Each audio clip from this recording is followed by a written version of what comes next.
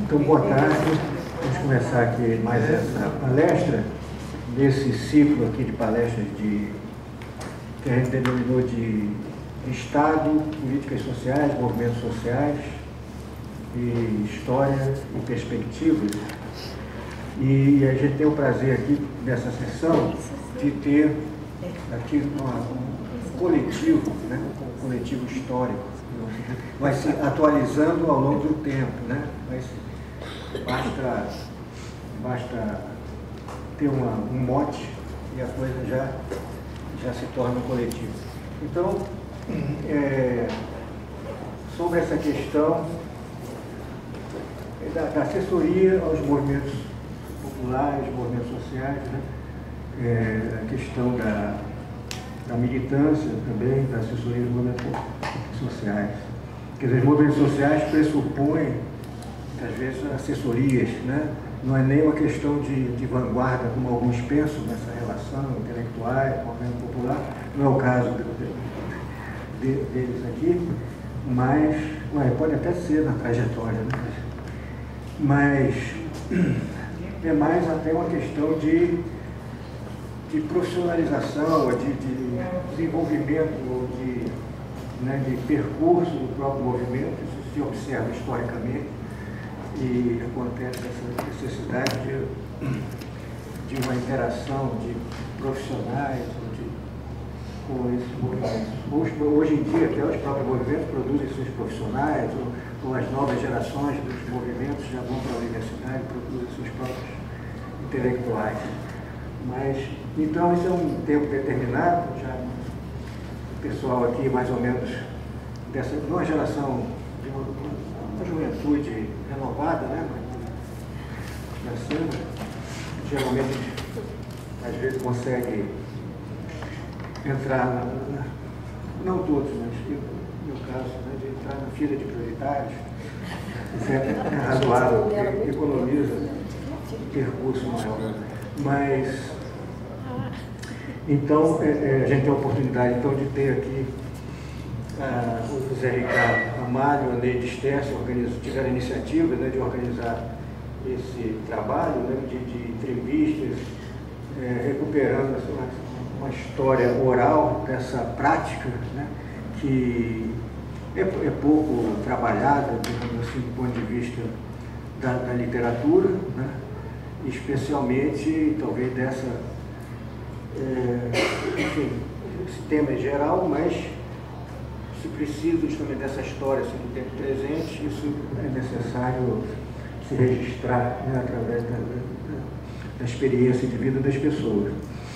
Então, o Zé Ricardo de São Luís Fix, aqui do UFRJ, e aí nós temos Bia Costa, né, Francisco Lara, Elza Souza Cachete, Maria Emília Pacheco Lisboa, e os dois organizadores. O livro, por acaso, está aqui, porque, felizmente, ele já saiu, né, publicado. E depois, então, como a gente já teve aqui uma sessão, aqui nós temos um grupo fixo, né, de pessoas que vêm a todas as palestras e outros que se interessam pelo tema e são bem-vindos, que isso aqui é uma atividade aberta, pública. Mas, enfim, em outras sessões já teve a oportunidade de apresentar livros também, né, seja para compra e devido ao autógrafo dos autores, que aí são muitos, ou então para distribuição, no caso desses livros que são financiados, não podem ser vendidos. É isso, vou passar para você, para a gente organizar essa sessão.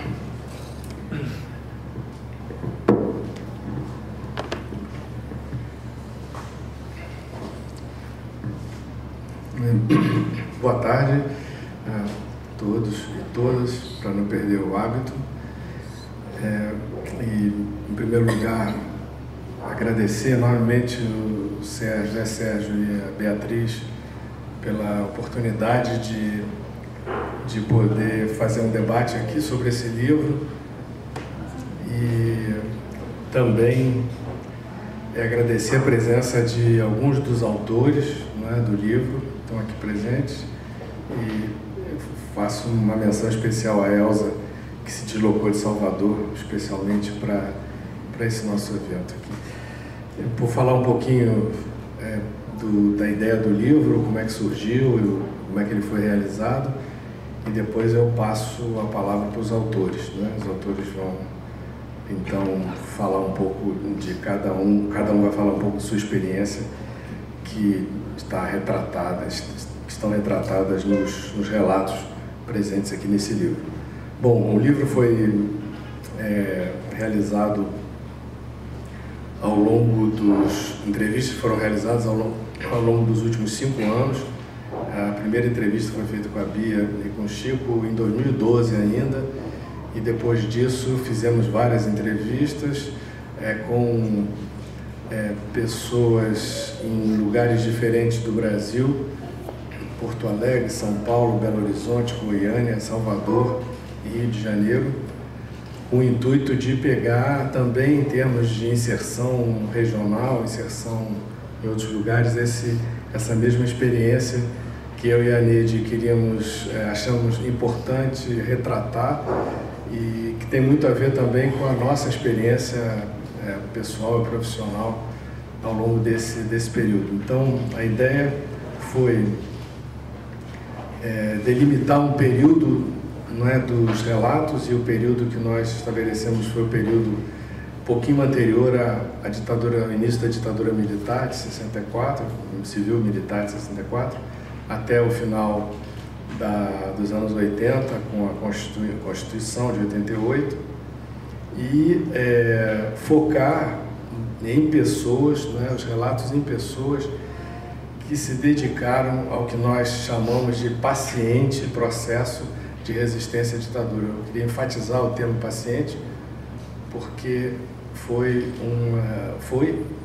e ainda é para alguns, né, um trabalho cotidiano, paciente, não é um trabalho quando se espera um resultado imediato, né? Então essa ideia de pessoas que se dedicaram a esse processo paciente foi um dos critérios, e além disso um engajamento discreto, e eu queria enfatizar a palavra discreto também, em atividades junto às classes trabalhadoras e movimentos sociais. Esse grupo, a nossa escolha, foi um grupo que fez opção de se voltar para o povo, entre aspas, né? Essa ideia de se voltar para o povo, de valorizar o saber popular, e pelo fato de terem desenvolvido uma consciência crítica a formas anteriores de se pensar a organização dos trabalhadores e do movimento social. Então, está presente também uma crítica a formas anteriores, porque, na verdade, os relatos refletem um pouco uma história da esquerda no Brasil, e nesse processo consta, através dos relatos, uma crítica a um modo como, a determinado momento, um determinado setor da esquerda via essa relação com as classes trabalhadoras. O livro tem 12 relatos, 6 homens e 6 mulheres, não é? E essa opção são relatos, como eu falei, um pouco da história da esquerda no Brasil, e é uma combinação de uma participação que envolveu trabalhar na clandestinidade, envolveu trabalhar em setores e com setores progressistas das igrejas católica e protestante, e em organizações de assessoria e formação política, que depois recebeu o nome de ONG. Nessa época, ONG era um termo inexistente, não se falava desse tipo de trabalho como ONG. Então, nesses relatos está muito presente o envolvimento com esse tipo de organização de assessoria, né?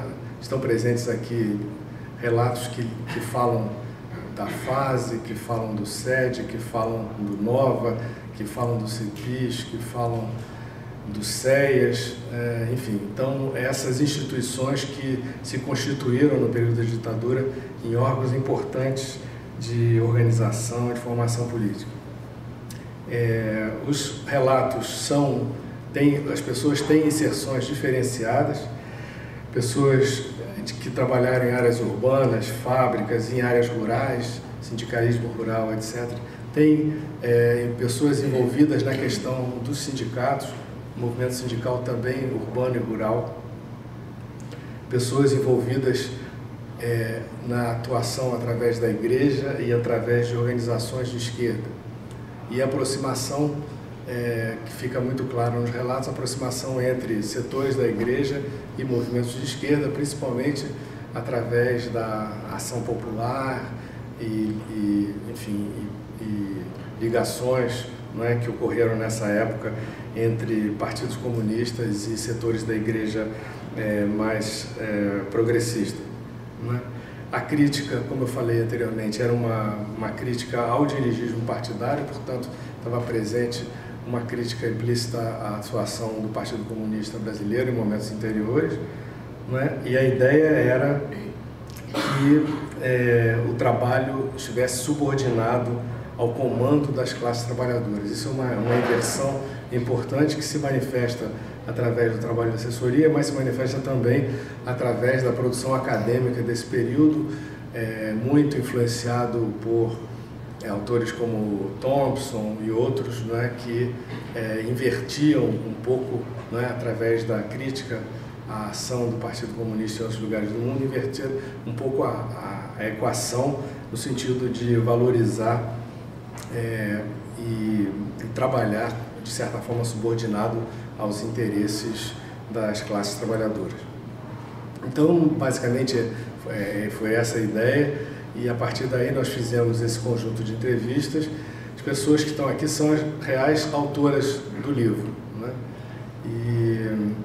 E vocês vão ver como no relato breve que elas vão fazer aqui, como esse perfil aparece nos diversos trabalhos, nas diversas formas de atuação militante nesse período.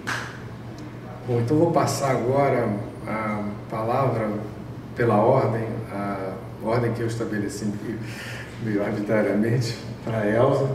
Tá? Então eu vou pedir que eles falem uns 15 a 20 minutos. Tá? A ideia é que ao final dos 4 relatos a gente discuta um pouco e debata. Eu preciso também, antes de passar para a Elza, dizer que estava comentando aqui um pouco antes que a oportunidade desse livro variou ao longo desses anos conforme as conjunturas, né? Então esse livro surgiu no contexto da Comissão da Verdade, na ideia da recuperação da memória de setores que tinham ficado excluídos da história, né, do Brasil, e um pouco é nesse espírito que as entrevistas também foram feitas.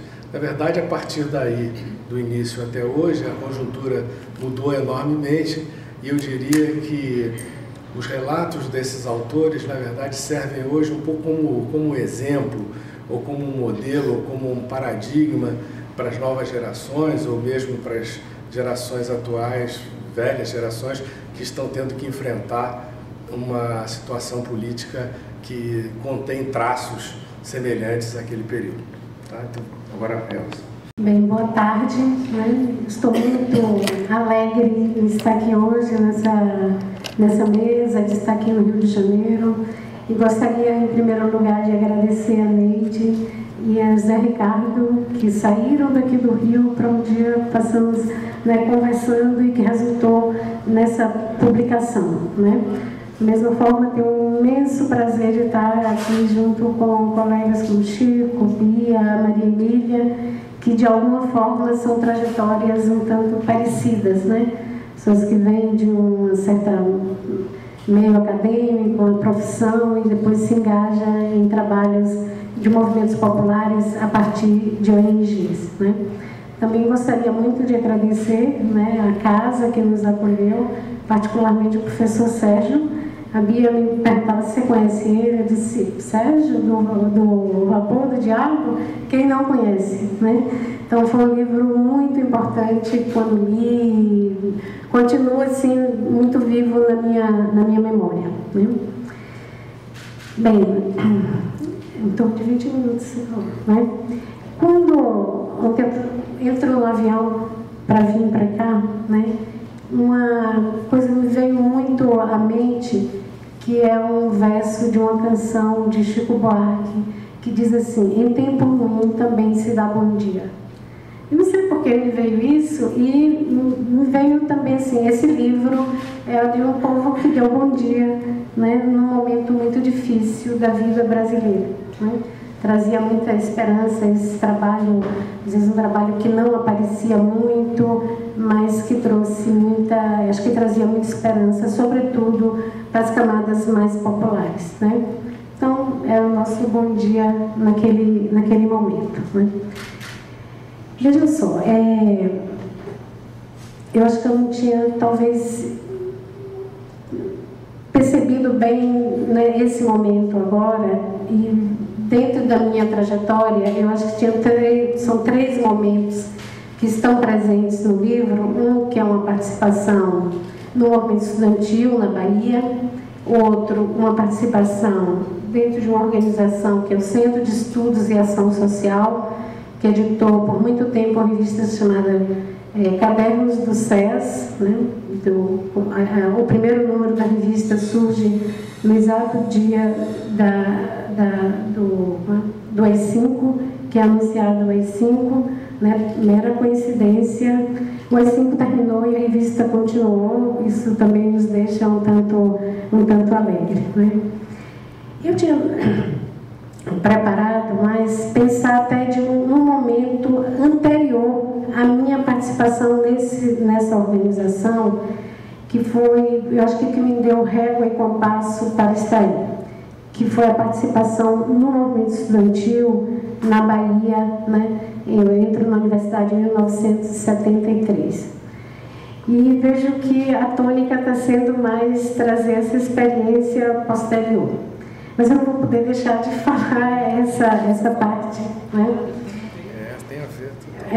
Tem a ver, e assim, do ponto de vista da minha existência, me deu muito régua e compasso a forma como o movimento estudantil se organizou na Bahia naquele momento para esse tipo de abertura para o movimento popular, né? Então, sou de uma geração, né, que reorganiza o movimento estudantil na Bahia. Começa isso em 71, eu me engajo em 73, quando entro na universidade, mas era um grupo que vinha basicamente de trabalho de igreja, né, da Igreja Católica, muitos estudantes do Colégio Antônio Vieira, alguns de colégios públicos, como o Colégio Central da Bahia, o equivalente aqui ao Pedro II, o maior colégio estadual, né? E tinha um propósito, de que era retomar o movimento estudantil. E esse grupo, pelo menos o grupo mais inicial, né, fazia uma reflexão que era preciso ter um outro tipo, que o movimento estudantil era um movimento de massas, e só dessa forma ele deveria se organizar, né? Isso implicava que fizesse qualquer tipo de constrangimento a quem fosse de partidos clandestinos, de partidos legais na época, mas ele deveria ser um movimento de massas. E que ele precisava também, então, ter lideranças condizentes com isso, né? Então, essas lideranças que surgissem, elas deveriam estar muito sintonizadas com a massa naquele momento. Isso implicava em modificar a forma de atuação. Nós tínhamos muito vivos ainda na nossa memória, né, que precisávamos constituir um outro tipo de liderança, porque as lideranças que nos antecederam, né, uma boa parte estava morta ou no exílio, né? Isso não vai nenhuma crítica a esse tipo de liderança anterior, mas vai dizer assim, esse tipo de liderança não é adequado para o momento da ditadura. Nós precisamos de uma outra liderança que, de fato, não apareça sozinha, não apareça tão vanguardisticamente, né? Isso norteou aquela geração do movimento estudantil naquele momento. Lembro muito de um colega que sempre dizia assim, repetindo Paulo Freire, dizia assim, ser radical é ir às raízes. Então, assim, radical não era fazer um discurso tão radical, assim, porque a ditadura, porque isso. Só a partir, acho que de meados de 75, é que nós começamos a dizer assim, isto aqui é uma ditadura. Porque antes não sabíamos que era uma ditadura, mas nós estávamos preocupados não só em expor isso, mas de trazer os nossos colegas, né, para constituir de fato esse movimento de massas, né? Nós não queríamos ser chamados de subversivos, que era a palavra mais, vamos dizer assim, usada por forças da repressão para qualquer um que se contrapusesse ou tivesse um discurso disso. Nós queríamos sim subverter a ordem, mas não queríamos passar como subversivos, né? Então nós andávamos assim num certo fio da navalha, né? Entre fazer um trabalho que agregasse cada vez um maior número de estudantes, né? E ser contra a ordem que se estabelecia. E aí acho que nós escolhemos, eram dois caminhos nesse início. Um era o trabalho cultural, né? Foi um momento que se criou lá na universidade o Centro Universitário de Cultura e Artes, que atraía atraía um número maior de estudantes do que, por exemplo, atividades dos diretórios acadêmicos, que sempre estavam mais ligados a uma atividade política, né? E esse, acho que é um movimento assim, que fazia muita atividade, trabalho de teatro, trabalho de cinema, de apresentar filmes na universidade, de promover debates a partir disso. Então, lembro assim, de dois momentos muito importantes, que foi a comemoração dos 50 anos da Semana de Arte Moderna, né? Fizemos uma grande atividade em toda a universidade, e o outro 150 anos da independência, né? A ditadura fez uma grande festa, para os que lembram, nós estamos na mesa aqui, lembramos, né? E eles também não tinham como proibir que nós também festejássemos a independência do nosso país, né? Então aproveitávamos sempre muito esses momentos. Claro que aí o discurso era diferente, nós aproveitávamos para discutir imperialismo, etc, etc, né? Então, esse era, vamos dizer, uma das frentes, né, esse trabalho cultural. O outro era o trabalho mais voltado para as questões mais do nível de ensino. Então, nós trabalhávamos muito em cima da bandeira da melhoria do nível de ensino. E nós vivíamos, né, sobre a égide do acordo MEC-USAID, né? A reforma universitária. A UFBA foi a primeira universidade a implantar a reforma universitária, né? E fez de forma muito assodada e criava muitos problemas. E uma das previsões, que vai ter uma consequência muito importante para a gente lá, que é uma greve geral de 1975, é que nessa reforma universitária ela previa o jubilamento de estudantes que perdessem uma disciplina por 2 vezes seguidas. Então, por isso, eles saíram da universidade. E isso era um problema muito grande, sobretudo na área das exatas, que tinha um tal de cálculo 1 e cálculo 2, que era o calo do sapato, né, da grande maioria dos estudantes desta área, né? Então, essa era combinávamos, né, essas duas frentes. E sempre também com tensão, né, porque toda vez que alguém também se despontava muito nesse trabalho cultural, que às vezes era um chamariz, digamos, para essa atividade política, né, para essa atividade estudantil, logo depois era atraído para a atividade do diretório. Então, por isso que eu digo que essas foram coisas que foram me dando régua e compasso. Então, ao mesmo tempo que essa atividade ampla, né, que atraía às vezes estudantes que não tinham interesse na atividade política, mais do diretório, né, especificamente, ele depois era atraído. Isso trazia muitas tensões, que o pessoal que estava lidando com a cultura, e aí tem um grande debate. Quer dizer, a cultura servia para quê? Era só para atrair as pessoas para essa atividade política? Qual é o valor dela em si, né? Isso enfraqueceu muito. Então, isso foi uma coisa assim, da régua e compasso foi ficando, né, na minha cabeça, né? A correlação que eu acho que o mais importante é ver a amplitude que se queria dar a esse movimento de criar um outro tipo de liderança, né? Nós tínhamos muito medo da ditadura, como todos que vivemos nessa época. E sabíamos que o pior seria o isolamento, que os estudantes se isolassem e que tivessem uma posição muito vanguardista, digamos assim, né? Então, todas as atividades fizemos muito às claras. Aquele era um movimento de massa, então todos os cartazes, todos os murais, tudo que fazíamos era dentro das salas dos nossos diretórios, de portas abertas, e evitávamos qualquer tipo de atividade que pudesse parecer como clandestina, né? Isso, acho que deu uma amplitude grande ao movimento estudantil, né? Em 73, nós fizemos a primeira eleição para o DCE. E foi uma eleição muito discutida, porque, bem, uma chapa do DCE vai ter o quê? 10, 15 estudantes. E dentro daquele nosso princípio de que não deveríamos, né, ser uma liderança isolada, isso nos parecia que era o caminho para isso. Então, fizemos o seguinte: nada proíbe, os estatutos não proibiam que nós tirássemos um representante de cada unidade da UFBA e formássemos um grande conselho, e dentro tinha todo mundo, os outros que tinham a atender vamos dizer assim, aos estatutos, né? Ele deveria, foi uma espécie de diretoria executiva, e todos eram da diretoria do DCE, né? Então isso também dificultava muito a ação da repressão, né? Era um momento de muito pouca gente disposta a esse trabalho, pessoas chegando, então a repressão também sabia que nem todos que estavam ali podiam ser de partido A, B ou C, né? Então esse é mais um momento que eu acho importante pontuarmos, né? Em 73. Em 75, né, nós fizemos a primeira greve geral universitária depois do AI-5. Né?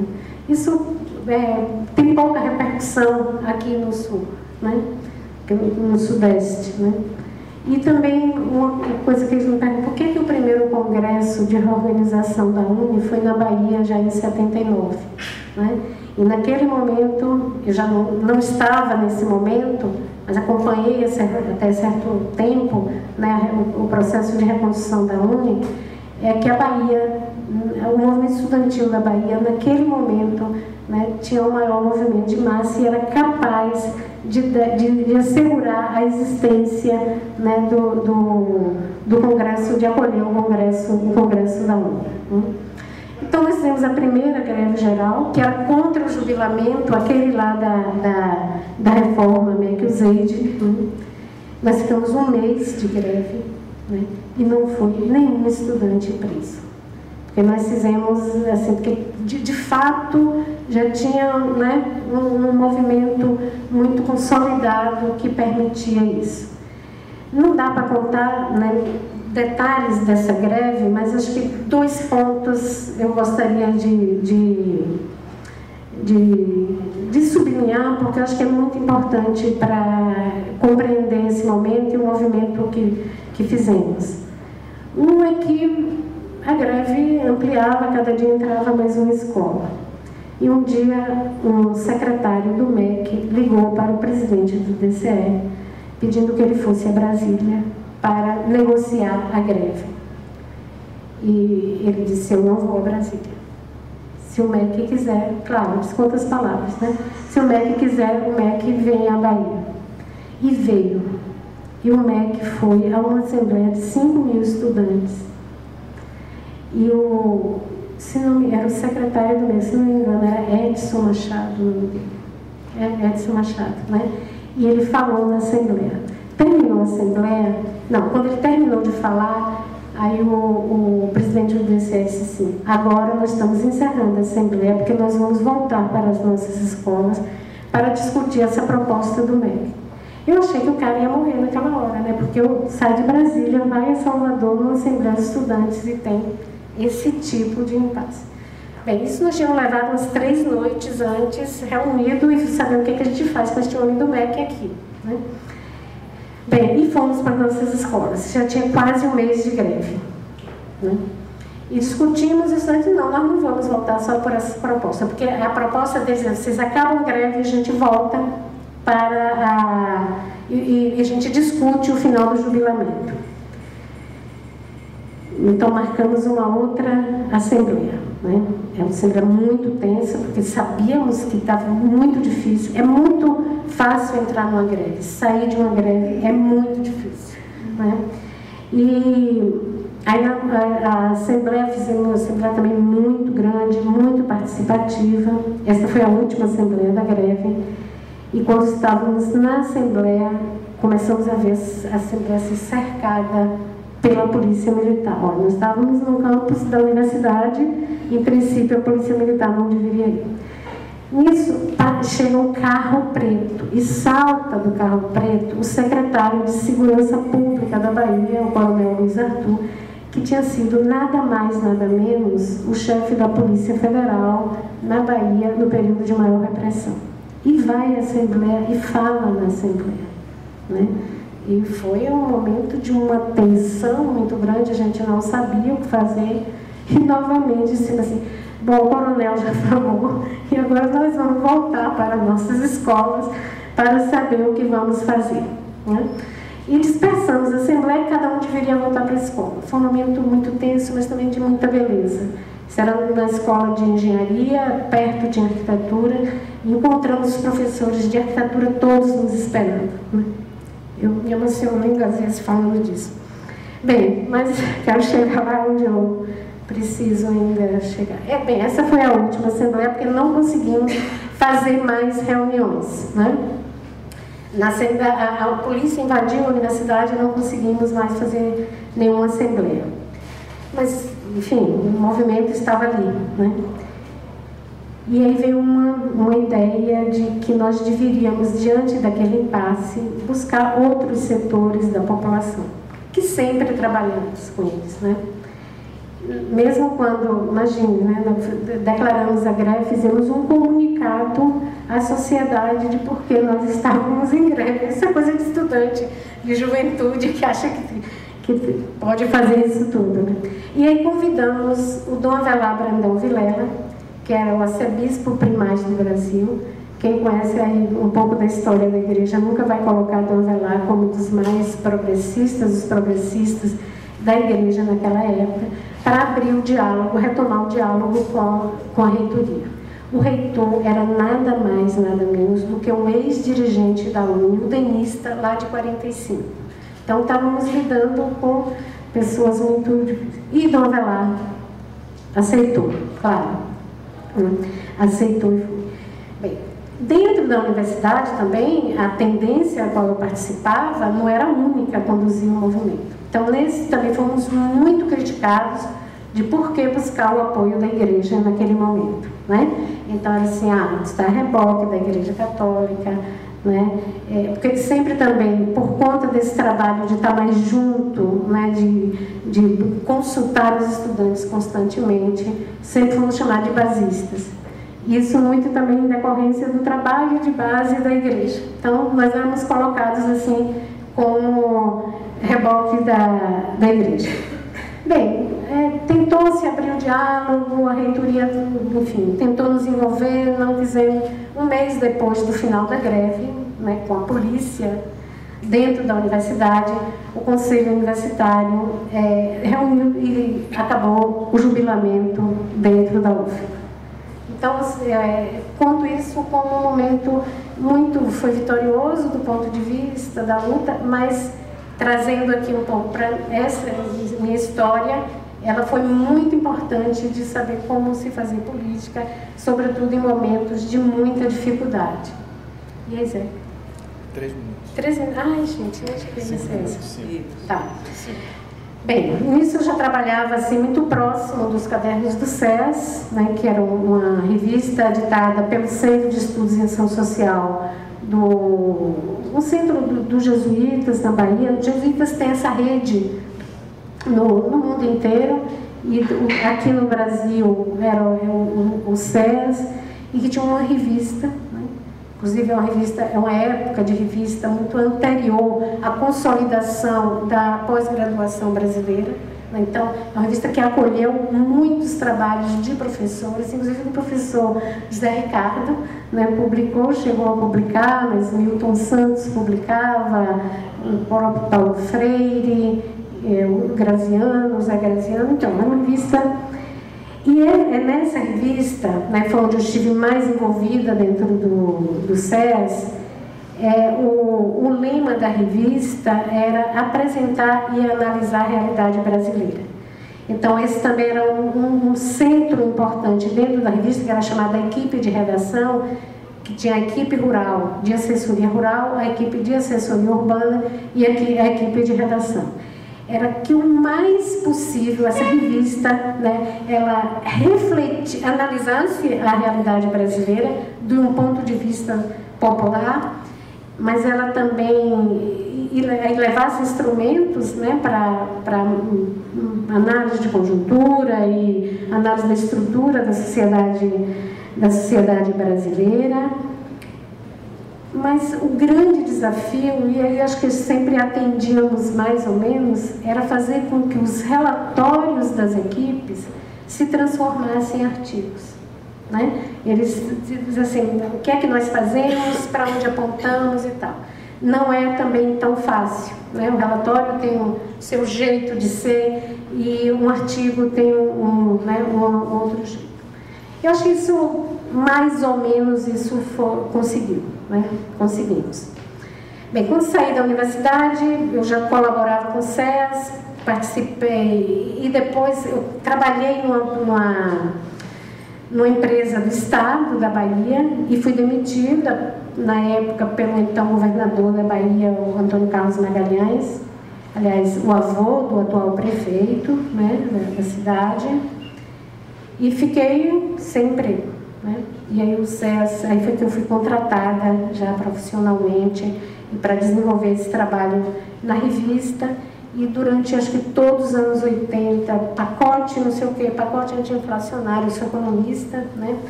Era fazer análise de conjuntura nos bairros e na pastoral operária que estava surgindo na Bahia. Então, o que era aquele pacote? Enfim, isso é uma experiência que eu não sei como agradecer ter tido essa oportunidade, que é de deixar de falar coisas tão importantes de uma forma tão acadêmica e tão fechada, que só entendem os que já estão acostumados com aquela linguagem. Né? Bem, então, só também situando muito rapidamente, nessa história eu me caso e vou morar num bairro da periferia. E aí também um desdobramento disso tudo, né? Que não fui clandestinamente, eu tinha um emprego, meu marido tinha um emprego, todos sabíamos que nós éramos economistas e também trabalhávamos muito junto a uma paróquia que tinha um trabalho muito, muito importante. Então, eu acho que foi um momento assim, que consolidou, na minha experiência, essa relação mais próxima entre o trabalho, né, os meus anseios, o que eu desejava fazer, e o trabalho da igreja, né, no meio popular mesmo. Há uma diferença do que também se fazia no SES. Né? Tem uma coisa que eu falo na entrevista, e lembro que no dia da entrevista o Zé Ricardo falou assim, então as bases lhe convenceram. Porque eu contando essa participação lá, e na época, no movimento estudantil, eu participei do PCdoB, depois já tinha deixado o PCdoB, foi o momento que estava surgindo o PT, e eu já estava muito receosa de partido, entro ou não entro, e os grupos com quais nós trabalhávamos lá organizaram o núcleo do PT, e ele disse assim, mas como é, vocês não vão entrar? Todos estamos entrando e estamos fazendo isso. E lá eu entrei no PT, não fiquei muito tempo, mas entrei no PT. Né? Então esse também foi um trabalho muito de acompanhamento dos grupos. Né?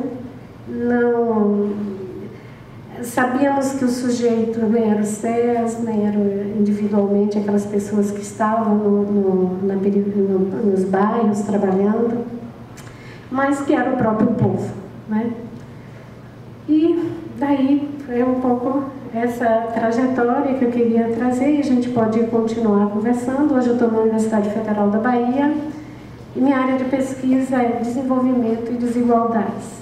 Então, vem de lá, aquele fio da meada que foi puxado lá atrás continua vivo. Atualmente eu faço uma pesquisa sobre a África como fronteira do capital.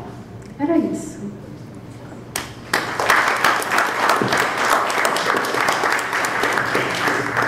Obrigado, Elza. Agora, Chico. Não, mas você. Bom, eu tenho, para falar do itinerário, eu tenho um itinerário bastante diferente do da Elza, apesar de muitas aproximações.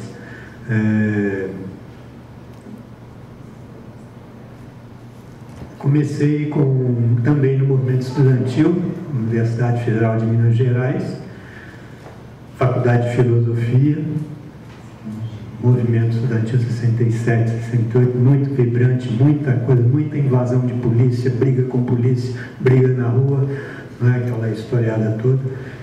Talvez não com tanta cuidade como vocês conseguiram depois, mas na filosofia a gente conseguiu alguma coisa muito próxima, que foi de conseguir uma reforma universitária internamente à faculdade que permitia que a gente abrisse o currículo para qualquer escola e cada um compusesse o seu currículo, e inclusive lá dentro os professores, tinham sempre os ótimos professores e aqueles que não queriam nada. Então a gente podia escolher o professor, podia escolher os cursos, eles tinham que oferecer os cursos, isso naquela época era... né? E aqueles que não queriam nada ficavam sem aluno, então ficavam sem fazer nada, e os que queriam trabalhavam pra caramba, né?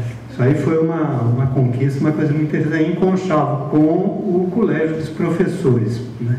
Sempre conseguindo fazer uma articulação com aqueles que queriam de fato trabalhar e que queriam alguma coisa. Uma coisa que eu acho que a gente tem que chamar atenção, porque senão não sei se dá para entender, se a gente for olhar aquele tempo passado com o olho de hoje, com os olhos de hoje, eu não sei se a gente enxerga a mesma coisa. Eu acho que você tinha um contexto social que era diametralmente diferente, né? Não só porque a distância do estudante com a população era uma coisa muito grande, porque a universidade, quem conseguia chegar lá, né, você tinha muito pouca gente do povo, né? Era gente, digamos assim, pelo menos um pouco mais abastado, um pouco mais equilibrado, filhos de funcionários públicos, daí para cima.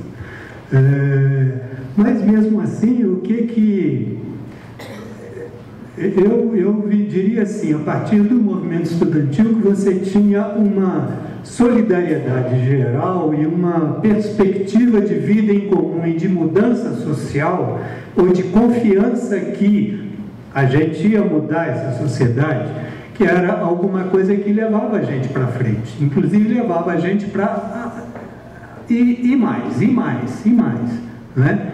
A entrar nas organizações e enfrentar até mesmo a clandestinidade. Eu, daí a pouco, deixei o movimento estudantil porque já não me agradava, e então abracei a luta, digamos assim, operária, né? Fui para a fábrica e incorporado em organizações, na época organizações da Polop e tal,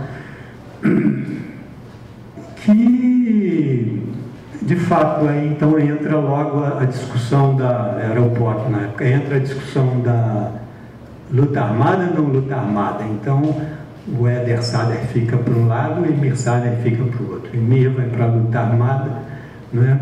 E o Éder fica com a organização da classe dos trabalhadores.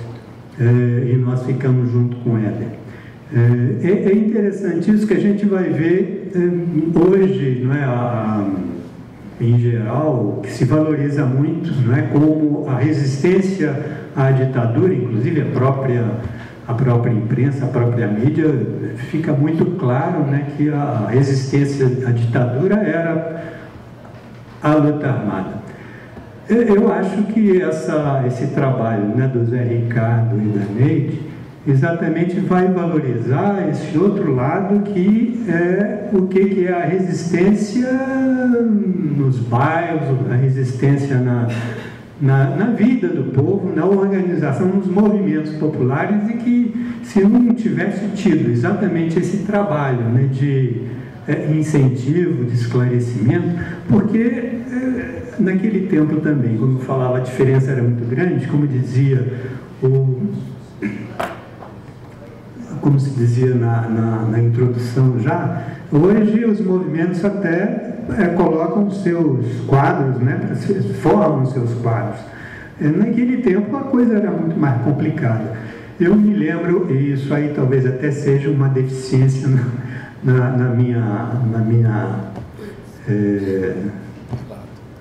relato, né? Que, por exemplo, na organização política a gente tinha muitos seminários com os trabalhadores, indiferentemente se você tinha universidade ou não tinha universidade, você tinha seminários, discutia, as discussões eram muito iguais, né? E eles se desenvolviam muito forte, porque inclusive a nossa inserção tinha que ser por igual no movimento, né? Então isso era uma coisa que era muito vivificada, e certamente o Éder Sader sabia fazer isso como ninguém também. E era um enfrentamento complicado, mas vamos rapidinho. Daí as dificuldades todas exatamente da vida clandestina, de família e tal. Eu me mudo de Belo Horizonte para o Rio, e aqui a fraqueza também da vida clandestina e das organizações também cria um problema. Logo vem prisões e tal, e a gente busca um modo de... Isso aí é que eu queria chamar a atenção, né, que se parece, que é um modo de atuação onde você não se exponha tanto, não exponha tanto os outros, porque sempre você trazer as pessoas para uma vida clandestina é uma responsabilidade que você está assumindo com os outros, né? Então, como você desenvolver um trabalho mais amplo e que, digamos assim, possa ficar resguardado de alguma maneira da agressão, né, da repressão. Tinha um companheiro que também tinha sofrido várias prisões, e ele tinha entrado numa fábrica, enfim, uma fábrica na Avenida Brasil. E trabalhava num turno noturno, e eles estavam exatamente no momento em que estavam fazendo umas modificações no sistema de produção, e tinham substituído antigos tornos mecânicos, né, por tornos revólver, que são tornos automáticos. Então, isso levava à substituição de profissionais mecânicos por operadores de máquina, né, com, claro, bastante rendimento para a empresa. E esse companheiro olhando como é que ele podia ter uma atuação naquela sessão, né, sem chamar grande atenção. Então eles propõem, bom, vamos estudar. Eu estou aqui como controlador de qualidade, o outro técnico está lá como montador da máquina, e um bando de operador, né, fazendo o trabalho. Se a gente junta o conhecimento do que monta a máquina com o meu conhecimento de controle de qualidade e a experiência que vocês têm, né, de tocar a máquina para frente, eu acho que a gente vai reconstituir o conhecimento do torneiro mecânico que foi pedido por cada um. E é esse o trabalho. Ele propõe, então, jantarem bastante rápido, que a turma era à noite, e depois, então, eles, no próprio refeitório, eles se encontravam para estudar. Estudavam isso e estudando tudo que um sabia, tudo que o outro sabia, tudo que os outros sabiam. Então, era colocar em comum os conhecimentos, né? E dessa prática, é claro que a fábrica daqui a pouco fala, não, senhor, esse negócio de fazer reunião aqui dentro da fábrica, de jeito nenhum. Quem quer estudar, vai estudar com o Senai, que tem lá o curso e tal. Mas o pessoal, no Senai não nos interessa, não queremos. E aí então conseguiram um lugar numa igrejinha lá perto, lá na Dutra, né, que se reuniam todo sábado lá para continuarem os estudos que a fábrica não queria. E foi aí então que me convidaram, que eu era desenhista mecânico, me convidaram para entrar nessa roda de conhecimentos, né? Aliás, por acaso, na época eu até trabalhava na FASE. Então começamos, eu comecei a participar do que, isso aí era 74, 75. Eu tinha uma amiga que morava perto da fábrica onde esse companheiro trabalhava, e ela passava, voltando do trabalho, ela passava ali toda a tarde, o jardim estava cheio de gente, né, que eles iam para fora comiam rápido e depois iam ficar batendo bola, conversando e tal. Aí, num certo momento, num certo dia para frente, ela passa e não vê ninguém, passa e não vê ninguém, então, sumiu todo mundo. Não é que sumiu, estava todo mundo estudando, né? E isso, uma grande força disso que eles falavam, né, é a valorização do trabalhador, a valorização do conhecimento do trabalhador. E importante, todo o desenvolvimento desse trabalho é que, a partir daí, a gente passa a discutir toda a organização do trabalho da fábrica, como se dá a exploração desse trabalho, como o operário, o trabalhador é expropriado do seu conhecimento, como, por exemplo, um menino que descobre um jeito de, na GE, por exemplo, de mudar um sistema de produção de uma coisinha lá da produção de lâmpada, né, que faz render muito mais o serviço. Isso acaba saindo como um projeto para uma mudança da produção da GE no mundo todo. E o menino fica contente porque recebeu lá um elogio do chefe, né?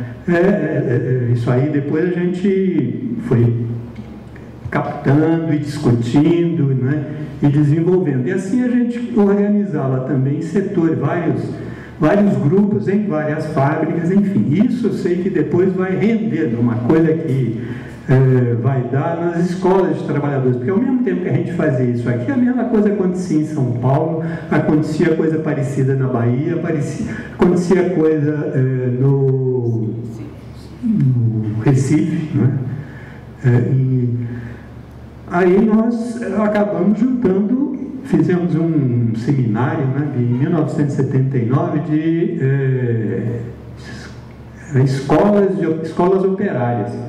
E anualmente a gente se encontrava para trocar experiência, para trocar desafios e montar todo um trabalho em comum, né, que rendeu bastante tempo, né? Foi acho que até recentemente, né, pouco tempo atrás, depois viraram Conselho de Escolas de Trabalhadores e rendeu muito. Isso como um local em São Paulo muito ligado ao movimento da oposição sindical metalúrgica, com colégios lá do Rio Grande do Sul também, colégio Escola Mesquita, né? Enfim, o CTC do Recife, né? Vários grupos em Belo Horizonte. Esse de fato foi o que mais me mobilizou esse tempo todo, né? Mas eu acho que era importante da gente perceber que a gente teve o nosso momento de atuação, né? Nós já entramos lá na fila da prioridade, e de fato a nossa participação era num momento social bastante específico e diversificado. Eu digo, não só com respeito a qual era o perfil da população com quem a gente trabalhava, né, que tem mudado bastante. Eu acho que grande parte dos trabalhadores e tal, eles traziam uma experiência, eu diria que traziam, muita gente tinha recém-chegado do campo, os pais tinham recém-chegado, tinha uma sabedoria, digamos assim, do mundo rural, em que a gente poderia dizer assim, que era uma espécie de um discernimento e de uma facilidade em perceber as coisas, né? Alguém fala no livro que quando o trabalhador percebia, né, que ele era explorado da mais-valia, isso aí para ele era um clique muito grande, né? Hoje a situação, a mudança dessa situação é de tal jeito, não só, né, esse ambiente, né, essa experiência, esse acúmulo, né, de conhecimentos que o povo trazia da roça na cidade, se por um lado era um problema para ele, para a vida da cidade, para a vida de fábrica, mas por outro, para a vida comunitária, para se reconhecer no outro como outro, isso aí era de um valor incomensurável. A vida nas comunidades era de uma solidariedade muito grande. Hoje você tem interferência de tráfico de droga, né? Você tem um trabalho longo de formação, entre aspas, da televisão, da mídia em geral e tal, e uma grande modificação na organização do trabalho. Hoje, por exemplo, para o cara perceber que ele é explorado, né, ou que lhe é extraído alguma coisa de mais-valia, o cara está agradecendo, né, que ele está empregado e está achando, né, que de fato aquilo é uma grande concessão, um grande benefício que ele está tendo. Grande parte do povo hoje está até mesmo desempregado e teve muito tempo longe também. E o tipo de organização hoje, do ponto de vista do trabalho, é muito distante, inclusive a desgraça que a gente está passando, que praticamente está tudo desmontado, né? Então isso acho que é um desafio enorme para as nossas, para as gerações atuais, para nós como um desafio para entender tudo o que está acontecendo e vocês para construir, né, um novo processo de trabalho. A grande vantagem, acho que que a gente tem, eu acho que, querendo ou não, um movimento social que se manteve, né, apesar de todos os pesares, porque você teve um certo acoplamento de muitos movimentos, né, ao próprio Estado, enquanto o PT teve no Estado. E isso aí, claro que arrefeceu bastante a vivacidade, mas eu acho que nesses embates agora a coisa vem se recuperando, né? E isso aí é uma esperança para frente muito forte, que eu acho que a gente só fala isso hoje. Eu acho que ou tem alguma coisa a ver, né, com aquilo que a gente está sendo desafiado hoje, ou senão não vale a pena, né, a gente ficar conversando.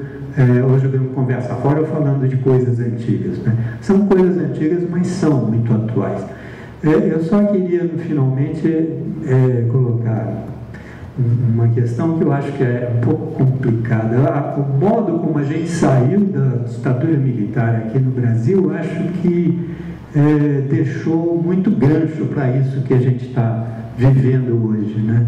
O fato da gente ter saído, né, aquelas diretas já, não ter conseguido ir para frente, né, e sair com um conchavo do Tancredo com o Sarney, né, isso levou à desgraça que foi, né, a que o PT, para governar, teve que pedir licença, né, e é o que nós estamos vendo hoje, né, nesse dramático julgamento, né, das contas da presidente.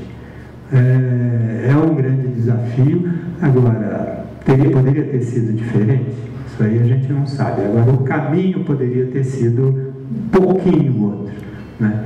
É sempre um aprendizado, faz parte daquilo que para frente a gente tem que olhar. Parabéns ao Zé Ricardo e à Neide, né, pela iniciativa, e estamos aí.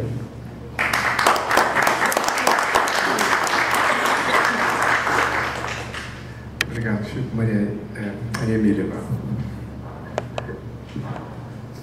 Muito obrigada, Zé Ricardo, muito obrigada, Neide, pelo convite para participar dessa significativa iniciativa. Obrigada por participar dessa mesa, com a Elza, com a Bia, com o Chico.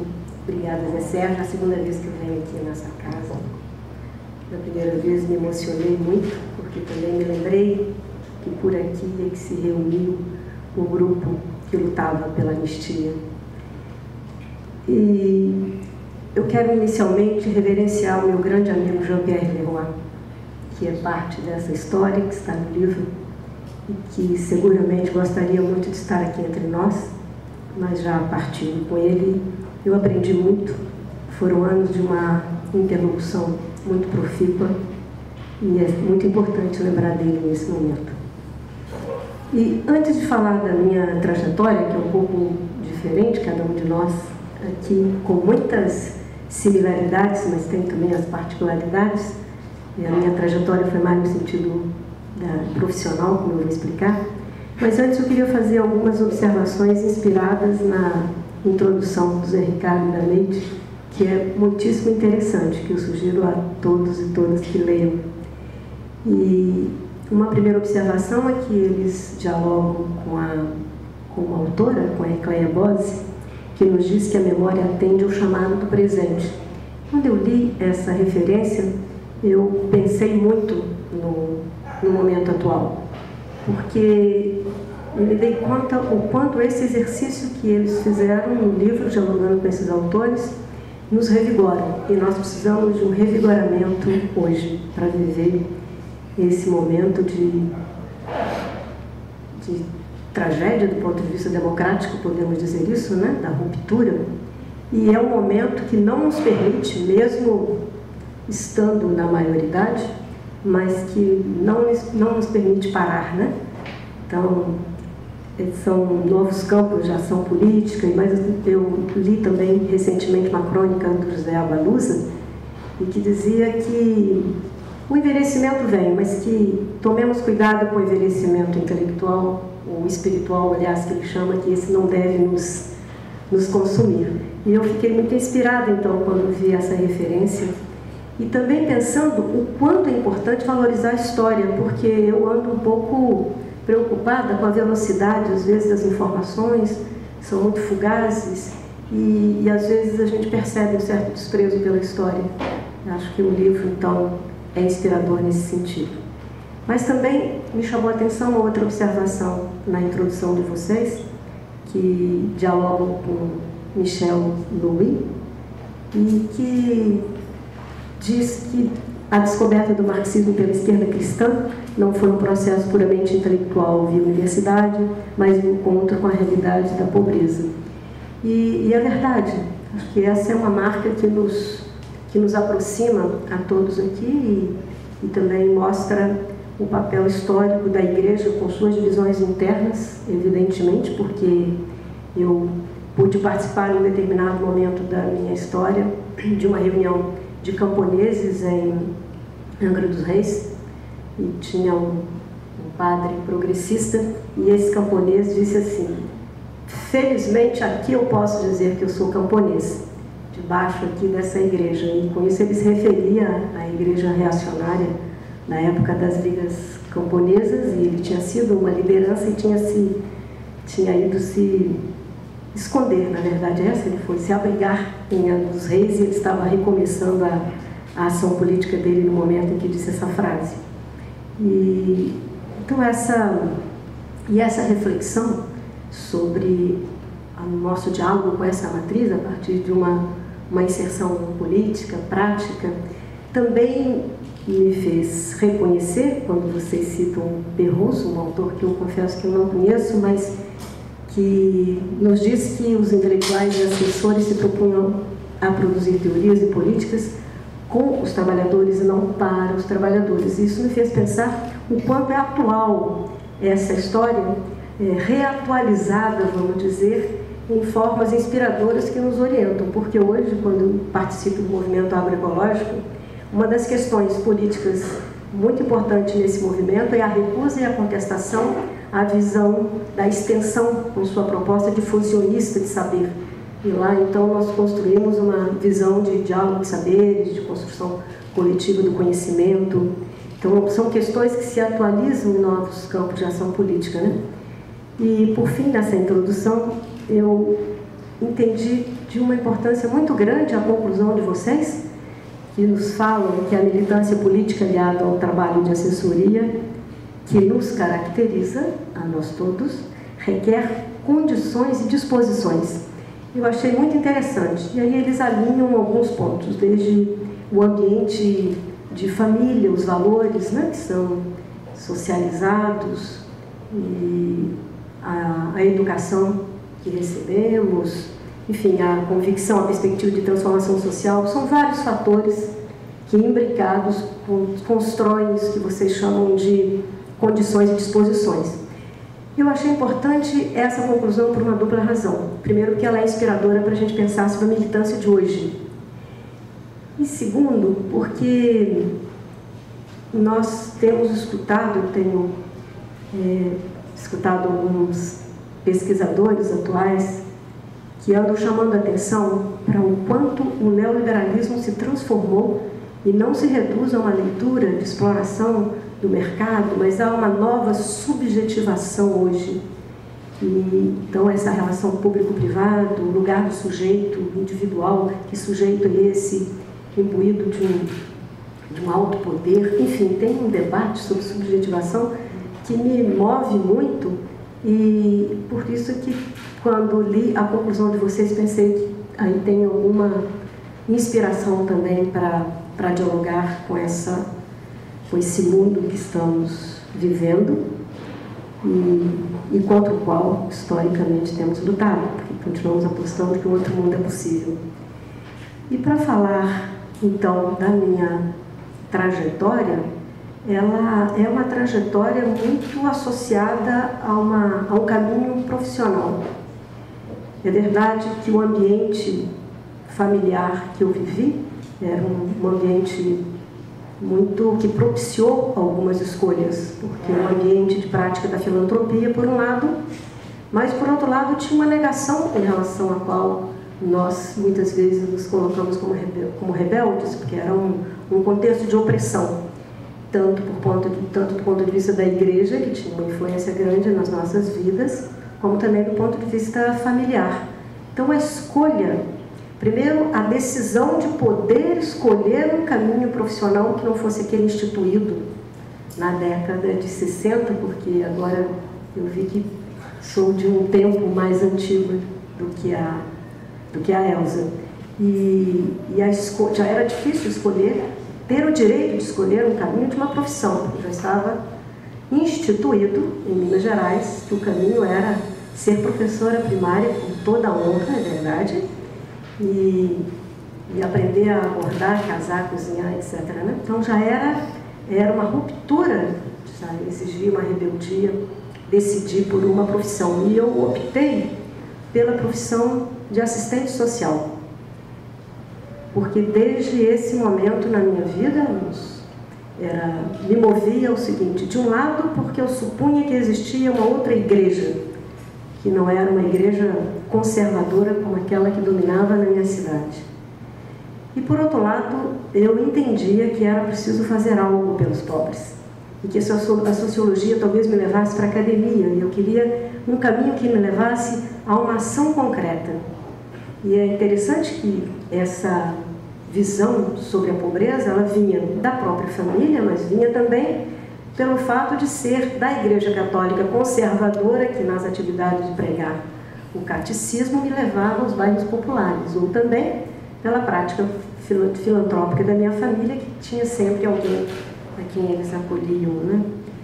E essa escolha era uma escolha, então, com uma determinação política de fazer algo pelos pobres.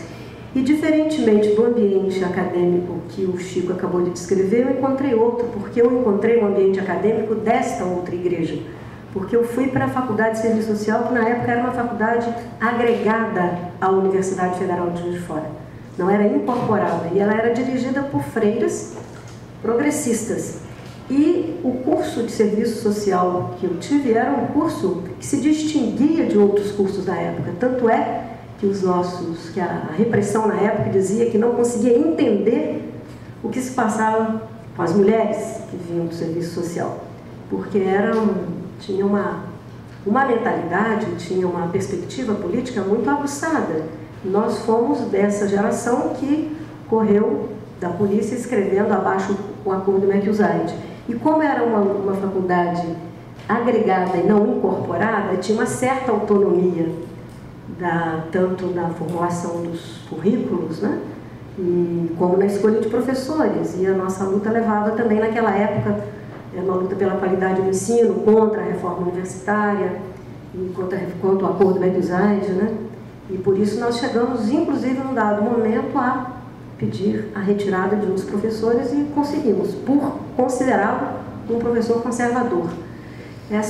Eu encontrei, então, nesse ambiente acadêmico em Juiz de Fora, aquilo que eu achava que um dia poderia encontrar. Então, por isso é que a minha aproximação com esse setor da igreja mais à esquerda, né, se deu com uma rapidez grande. Foi através da JUC, Juventude Universitária Católica, e em seguida Ação Popular, porque este é o caminho que vocês podem observar na época. Quem vem de uma relação com a igreja seguiu, em geral, o caminho da Ação Popular, e que era uma organização que não defendia a luta armada, que acreditava que o caminho era o caminho da política, e assim foi a definição que tive, inspirada também por essa concepção da Ação Popular, que era possível continuar tendo uma militância, tendo uma ação política no campo profissional. Foi essa escolha que eu fiz, que foi antes de chegar aqui no Rio, antes de chegar no ONG, na fase. Eu passei, inclusive, por trabalhos em órgãos públicos, né? Porque fui para uma prefeitura, em Molevade. Mas é importante dizer isso, que a inspiração política lá no serviço social tinha uma primazia da decisão por parte de quem estava militando, que estava em alguma organização, era de fazer o chamado serviço social de comunidade. Porque naquela época tinha essa subdivisão, que hoje eu estou mais distanciada, não sei se tem, mas havia serviço social individual, de grupo, de comunidade, e muita gente fazia para fazer estágio em empresa, no serviço de saúde. E minha opção obstinada de querer contribuir para a superação da pobreza, assim que pensávamos na época, eu fui fazer um trabalho nos bairros. Foi meu trabalho de campo, né, na época que fazia o serviço social. E, ao me ingressar no trabalho da prefeitura, também foi isso que inspirou. E aí é importante dizer que, mesmo durante a ditadura, haviam prefeitos que eram bastante engajados e progressistas, até podemos dizer, em relação ao quadro dominante na época. Foi um prefeito desse tipo, jovem, operário, que eu encontrei em João Molevade, que é uma cidade eminentemente operária e muito determinado a fazer trabalhos sociais, e ele provocou mudanças naquela cidade, porque era uma cidade subjugada, vamos dizer, pela empresa belgo-mineira. A ponto, eu descrevo isso e faço questão de dizer, porque são inumanidades que a gente encontra no caminho, a ponto de ter acontecido o episódio, uma vez, de uma criança morrer na porta do Hospital Margarida, que era um hospital da belgo-mineira, e não podia ser atendido porque ele não era filho nem de engenheiro, nem de técnico, nem de operário. Era essa a realidade. Eu, quando li, anos depois, os antropólogos falando da imobilização da força de trabalho, não tinha como não me lembrar de Molevade estruturado como uma estrutura de classe na sociedade, né? Com bairros dos engenheiros, dos operários, etc. Enfim, mas um prefeito que tinha uma visão mais progressista, que instalou na cidade o primeiro, chamava-se Unidade Sanitária. Era um posto médico mais aperfeiçoado, com vários equipamentos, e, enfim, fez um trabalho de saneamento, etc. E eu acho importante registrar isso. Além de tudo, era um prefeito corajoso, porque nessa época é que eu fui presa e ele foi à minha procura lá em Belo Horizonte.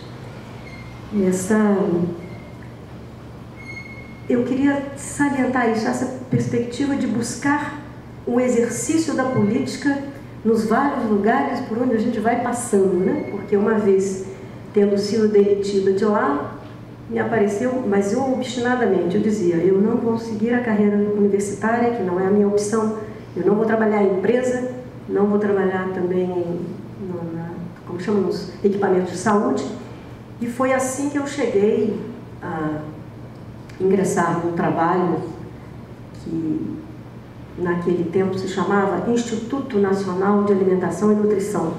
Como eu acredito que a vida se faz em ciclos, né?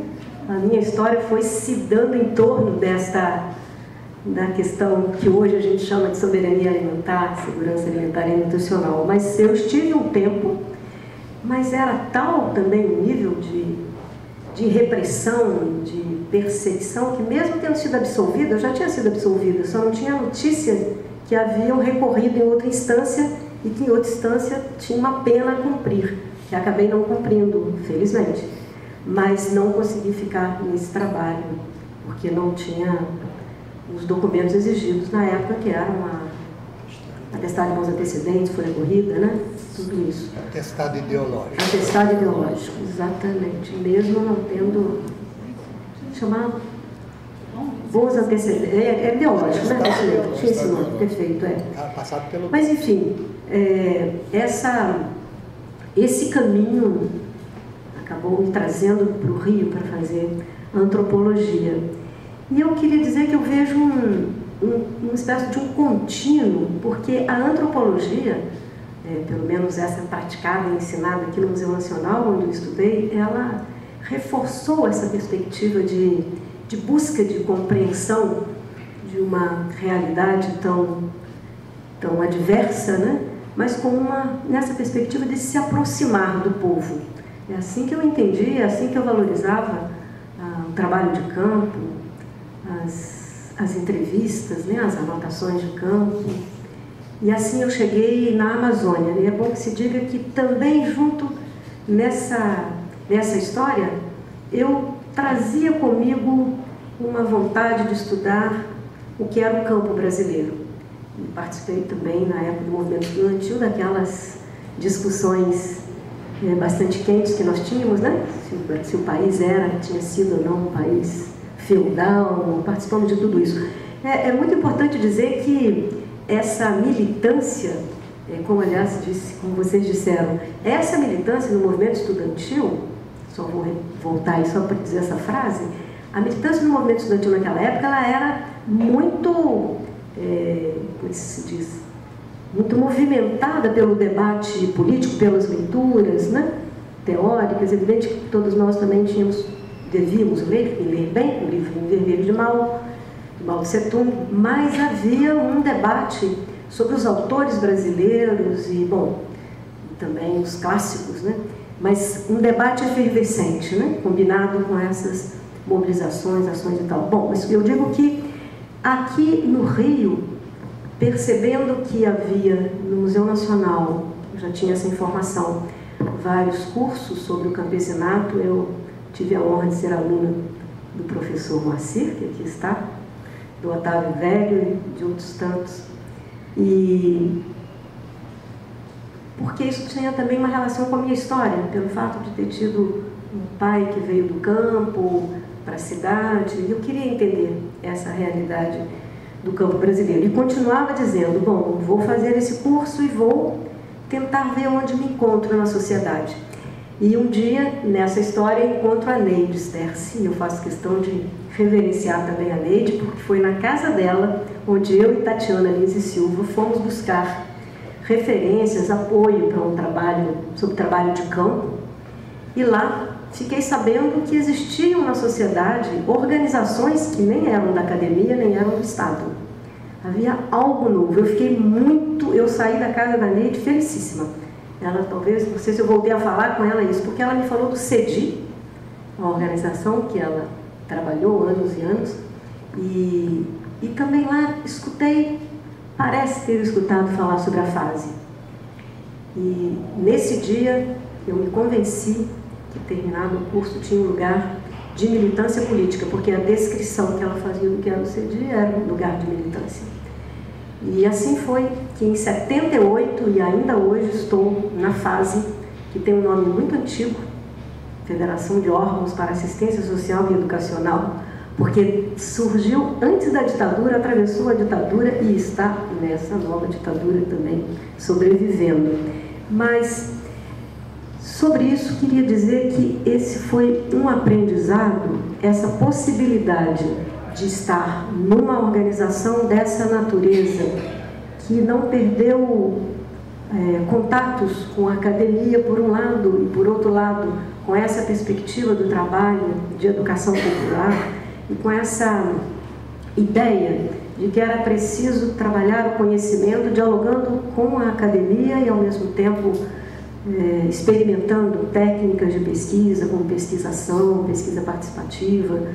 Isso foi muito importante na formação de pessoas com essa trajetória como a minha, e foi essa relação do estudo de antropologia lá no Museu Nacional com esse trabalho na fase que foi permitindo que fôssemos vivendo um embate do qual Regina, que aqui está, participou ativamente, e ela pode falar mais tarde um pouco, não exatamente na década de 70, mais para frente, de um grande embate que atravessa a nossa história, que é essa de entender que o campesinato é um sujeito político que constrói a história, que precisa ser reconhecido. E é um embate porque, nesta época, nós tínhamos, talvez de forma mais acesa do que hoje, aquela visão de que o campesinato era pequena burguesia, ou depois que o campesinato ia desaparecer, que teria um processo de assalariamento, enfim, o próprio nascimento da CUT, algumas de suas lideranças centrais que estavam lá na origem da CUT, tinham essa visão, uma visão extremamente estreita do que representa essa importância política do campesinato que constrói a história, porque eu me lembro, inclusive, que indo pela primeira vez ao Cajamar, eu só tenho um pouquinho de tempo, porque o Cajamar já é da década de 80, indo lá e escutando as pessoas fazerem uma retrospectiva da história dos movimentos sociais, não falavam do campo, falavam da classe operária, porque este tempo foi o tempo em que dominava, em certo sentido, aquela visão que a classe operária é que coordena o processo de transformação social, e os camponeses continuam resistindo e provocando mudanças nessa sociedade, mesmo nesse contexto tão adverso, né? Por isso é que eu queria, também prestando uma homenagem ao meu amigo Jean-Pierre Leroy, dizer que em 89, quando nós escrevemos uma introdução para um livro muito importante de ser lido, que é a História dos Movimentos Sociais, da professora Leonilde Serra de Medeiros, eu e Jean-Pierre dizíamos que a história não só dá um passado ao campesinato brasileiro, mas aponta ao fazê-lo emergir como classe para o seu futuro. Não se pode pensar em construir um projeto da sociedade sem a sua participação. E esta é a, vamos dizer assim, a certeza, porque não dizer assim, é uma certeza que me apaixona politicamente desde esse tempo todo, porque também eu acredito que não há possibilidade de a gente continuar engajado na política sem a paixão. Aliás, acho que dizia Gramsci, né? Então, esse momento atual nos faz rememorar um pouco essa história, mas eu tenho certeza, o tempo já está findando, mas tenho certeza que também nos mobiliza, porque vejo que mesmo com essa diversidade nós temos uma história brasileira que se renova, tem uma pujança dos movimentos sociais. Há uma novidade muito importante no Brasil do ponto de vista da luta do campesinato, que é o reconhecimento das suas várias identidades. Algumas conquistas na Constituição brasileira são extremamente importantes e nós precisávamos que houvesse uma capacidade de mobilização social grande na sociedade para que essas conquistas não fossem destituídas, né? Para que novos direitos não continuem sendo desconstruídos. E duas dessas grandes conquistas na Constituição brasileira são exatamente o domínio das terras pelas comunidades afro-brasileiras, pelas comunidades quilombolas, e também uma redefinição do que representa o indígena brasileiro, que sai da tutela do Estado com a Constituição de 88. E no decorrer desta história, de 88 até hoje, a grande novidade que nós temos é que há uma afirmação clara de muitas identidades de comunidades tradicionais que começaram também a reivindicar outros direitos que não estão na Constituição, que é esse direito que reconheça a forma de uso e apropriação da terra, como tem os faxinalenses, jaraizeiros, enfim, muitas comunidades ribeirinhos da Amazônia. E isso foi importante com a conquista de um decreto 6040 durante o governo do presidente Lula.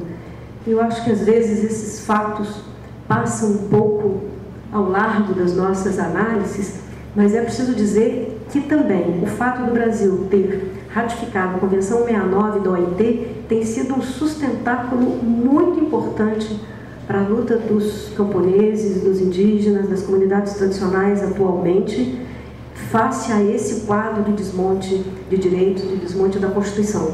Trata-se de uma convenção internacional, ela tem o sentido vinculante, como se diz, né? Não é uma diretriz voluntária. Então, isso tem sido um instrumento muito importante dessa luta. E para finalizar, quero dizer que o que atravessa a nossa história é uma violência permanente e novas formas de violência. E esse momento é extremamente grave porque nós não conseguimos construir na nossa sociedade, mesmo com toda essa luta, com toda essa trajetória que nos levou à Constituição de 88, que tem suas fragilidades, é verdade, mas que tem conquistas, mas nós não conseguimos, a meu ver, conquistar efetivamente corações e mentes da sociedade brasileira para entender o que representa a democracia, o que representa a cidadania.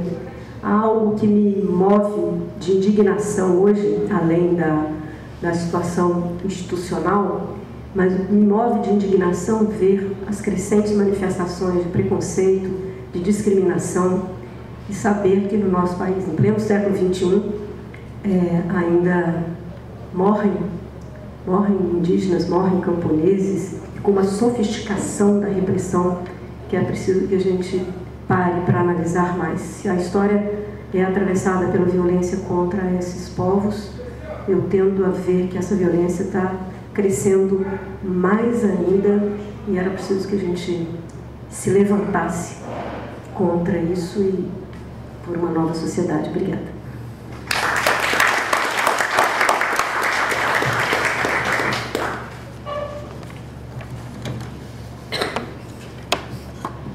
Agora a Pia, a decana.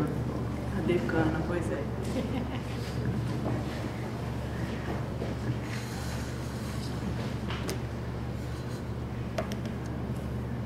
Maria Emília e a Elza falaram do movimento estudantil só para justificar o decana. E o tanto que o movimento estudantil, inclusive referido pelo Chico, foi importante para eles. O meu movimento estudantil, na época, não trouxe nada, era alguma coisa completamente diferente. Mas isso é outra coisa.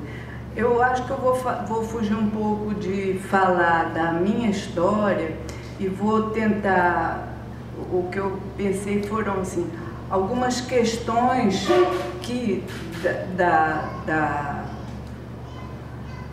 ao longo do trabalho foram surgindo como importantes. Mas antes eu queria dizer também uma palavra, dizer que o Zé Ricardo, a Neide e o Zé Sérgio, que aqui estão nos recebendo, fazem parte, eu acho, dessa história nossa toda. Então a gente se sente muito em casa, muito acolhido por vocês. E em conjunto, através das nossas histórias, eu acho que de fato o livro dá uma ideia do diversificado contexto de lutas da época, que vai de 64 até o final de 80. Então, na diversidade das nossas histórias, aparece a diversidade dessas lutas. Então, que eu ressaltaria alguns pontos do que me foi dado viver e participar nesse contexto, nessa época. Então, algumas questões insistentes na época sobre a relação entre educação e política, uma vez que o campo da educação, chamado educação popular, foi um pouco o meu campo de atividade. E questões insistentes. Uma delas, por exemplo, foi a questão sobre conscientização e organização. uma insistente que não basta conscientizar, tem que organizar. Conscientização sem organização não leva, não muda nada, não leva a lugar nenhum. Então, conscientização e organização. E houve num determinado momento, apareceu inclusive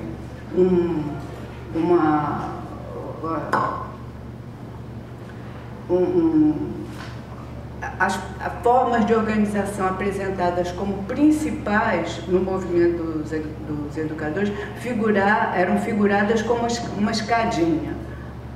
Comunidade de base, associações de bairro, sindicatos, partidos. Como uma escala ascendente em conscientização e em potencial de intervenção na estrutura da sociedade. Muito didático para a gente trabalhar isso com os grupos com quem se trabalhava. A questão não só a importância da organização, mas que organizações eram apontadas como principais. Mas, na verdade, na realidade, das lutas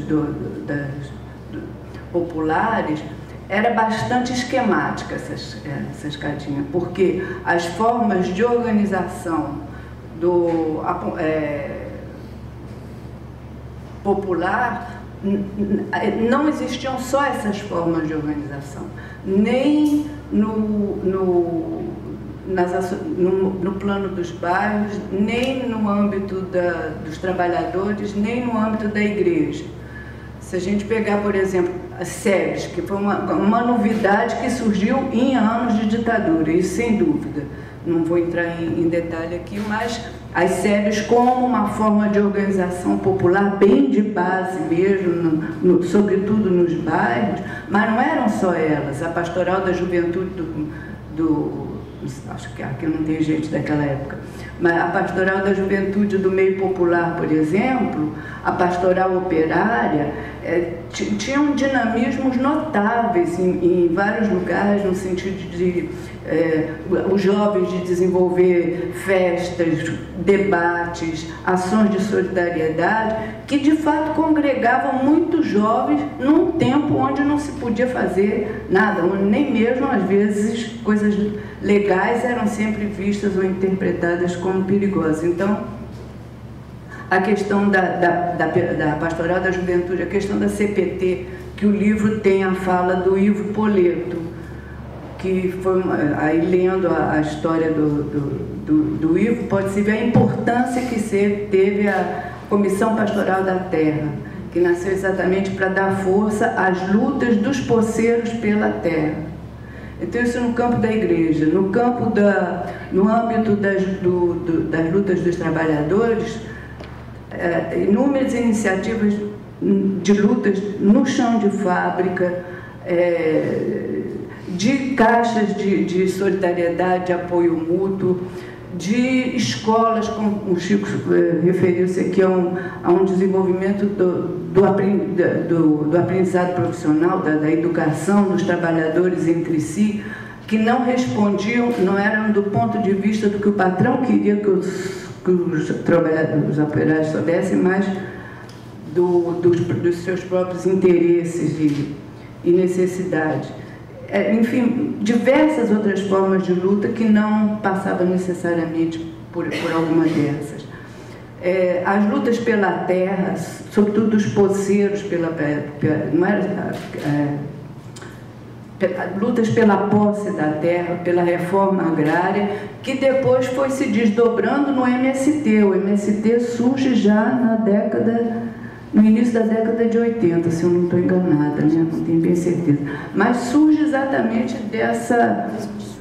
desse fortalecimento. Hein? Final da década de 80. Final de 80, né? Não. 69. 79. Que surge exatamente do aumento e do fortalecimento, da multiplicação das lutas dos poceiros, sobretudo da luta pela reforma agrária, e que se tornou um movimento, um vulto de um respeito enorme. Outros tipos de grupos de venda e compra entre campo e cidade e em vários bairros, grupos de mulheres, grupos em torno das ervas medicinais, formados em bairros e como remédios eficazes no tratamento da saúde, e que muitas experiências se fortaleciam mais ainda na medida em que os médicos de posto de saúde ou de hospital passavam nas suas receitas que as pessoas usassem os remédios cultivados pelos grupos nos bairros, que dava uma valorização, uma força muito grande. Grupos de mutirão de construção de moradia, de reforço escolar, escolinhas de reforço nos bairros, festas religiosas ou não, isso tudo para dizer que iam surgindo e desaparecendo, redefinindo objetivos. Alguns estabeleciam leis democráticas para a sua própria gestão, aprimorando então a democracia, e com isso ampliavam e fortaleciam e ampliavam formas de organização que eram resultantes e fortaleciam a conscientização. Então, só para essa questão da dicotomia ou da relação entre conscientização e organização, não é bem quem vem primeiro, mas isso existia. Isso que eu estou falando, existia, não era pouco não, existiam muitas dessas experiências, só para tentar caracterizar um clima o clima dos movimentos populares nesse tempo aí que vai de 64. Né? Uma outra questão que também se discutia muito era assim: o que mudar primeiro, o indivíduo ou a sociedade? Eu não vou aqui entrar em considerações maiores que a questão merece, mas apenas dizer de experiências que iam surgindo e superando essa dicotomia, né? Diversas experiências que mostraram que o desafio é se construir como experiências solidárias, experiências democráticas, experiências de crítica ao sistema e a si próprios, individualmente, os participantes daquela experiência. Experiência do aprender, aprender e fazer juntos. Então, onde essa questão de não no sentido de primeiro o indivíduo, depois a sociedade, mas elas mesmas se fazendo, eu acho que um dos movimentos que ajuda a ver bem a necessidade do indivíduo de superar essa dicotomia, né? No movimento das mulheres, por exemplo, já naquela época começava a haver uma crítica muito grande de que os maridos iam participar das reuniões de sindicato, dos bares e tal, e as mulheres ficavam em casa. Então, desde esse tempo começa uma discussão que leva a uma discussão das mulheres, do papel das mulheres, de cada uma. Aí não era uma questão só do movimento de mulheres. Enquanto não resolvesse a questão da valorização da mulher e dela se dispor a lutar por isso, e de se dispor a trazer os homens para discutir essa questão, ia ficar muito assim, um objetivo político aqui que custa, e custou, viu? Nos lugares que eu conheço, que se tentou levar essa discussão como alguma coisa que tem que ser, porque fora disso é alienação, não pega, as mulheres fugiam, pelo menos, né? Dizendo, não vou brigar com meu marido por conta disso, eu não venho à reunião, acabou, não venho. Mas onde isso foi discutido junto, e deu no que deu, que eu acho que o movimento, não é preciso dizer que dessa época vocês participam, né? Como que isso, uma entre outras coisas. Então, num contexto de repressão e valorização dessa construção constante, iluminava a luta e dava muita esperança.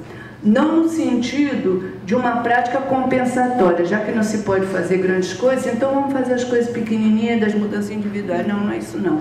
É como uma condição ao projeto, ao processo de mudança que se queria. Um outro ponto que poderia ser mencionado se refere à questão da reflexão crítica da história e da experiência de uma pessoa ou de um grupo. Estou me referindo, no caso, a reflexão na palavra da própria pessoa, dos próprios grupos, que sistematizem a sua praxis. Que sistematização no sentido de um incentivo que as pessoas manifestem e relacionem o que fazem, o que pensam, o que querem, na sua própria palavra, na sua própria maneira de se ver e de ver o outro.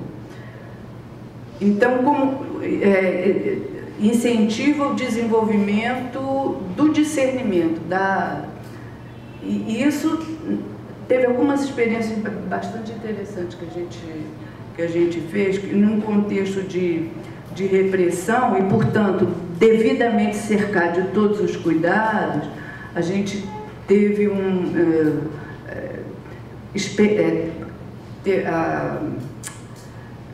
possibilitou porque muitas dessas coisas eram escritas, né? Então possibilitou dar visibilidade a experiências bastante importantes na época. Eu citaria, por exemplo, o Joaquim Arnaldo, que muitos aqui conheceram, o Carlúcio Castanha, também, que trabalhou no movimento no MOSP de São Paulo, a oposição sindical de São Paulo, também.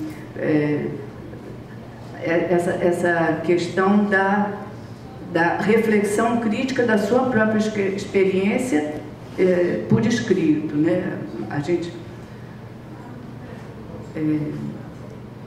Enfim, uma última questão que eu destacaria assim, na nossa experiência é o papel que a gente cumpria do momento em que viajava para encontrar muitos grupos que pediam uma assessoria para ajudar a avaliar o seu trabalho. Então, se viajava e se tinha contato com muita gente.